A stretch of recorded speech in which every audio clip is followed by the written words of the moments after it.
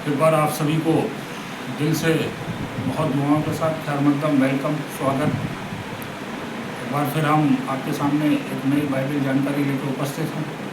पिछले सप्ताह हम आपके बीच नहीं आ पाए अस्वस्थता के कारण। हम इस बार फिर एक नई चीज़ आपके सामने लेकर आए हैं जो बाइबल से प्रेरित है। पिछली बार हमने बताया था कि किस प्रकार सदोम और अमोरा का विनाश हुआ जब लूत का जो हमने जिक्र बताया था कि किस प्रकार स्वर्गदूत आया, वहाँ के लोगों ने किस प्रकार उनके साथ व्यवहार किया और उन्हें आग, गंधक और पत्थर की बारिश से समाप्त कर दिया गया। उसके बाद अब्राहम जो थे वो वहाँ से निकलकर गार और कादेश के बीच में रहने लगे। वही क्षेत्र है जो वर्तमान में इजराइल, फ़लस्तीन और सऊदी अरब, मिस्र का एरिया है, और वहाँ रहने लगे। और वहाँ का जो राजा था उसका नाम अबीमेलेक था और इनकी पत्नी सारा बहुत सुंदर थी। लेकिन बाइबल कहती है कि वो उनकी बहन थी। बहन माने वो पिता से एक माँ से पैदा नहीं थे। तो जब वहाँ के राजा ने देखा कि वो सुंदर हैं तो अब्राहम ने अपनी पत्नी से कहा कि अगर कोई पूछे कि ये कौन है तो कह देना ये मेरे भाई हैं। मुझसे पूछेंगे तो मैं कह दूँगा कि ये बहन है, क्योंकि उन्हें ये डर था कि इतनी इनकी सुंदरता पर मोहित होकर कोई मुझे खत्म न कर दे, मुझे मार ना दे, इसलिए उन्होंने ये तय किया था।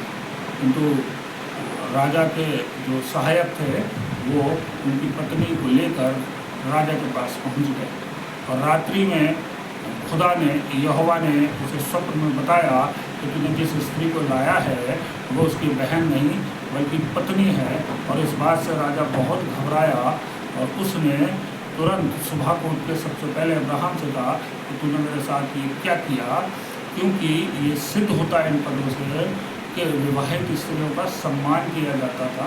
और वो ये सोचकर उसको अपने उसमें लाना चाहता था कि ये सुंदर भी हैं और उस राजा के घर में स्त्रियों को संतान नहीं होती थी।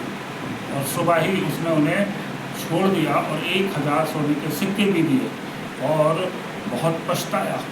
तब उन्होंने कहा तूने मेरे साथ ये सब क्या करने जा रहा था, क्योंकि मेरा तो पूरा राष्ट्र, मेरे घर के सब लोग बर्बाद हो जाते।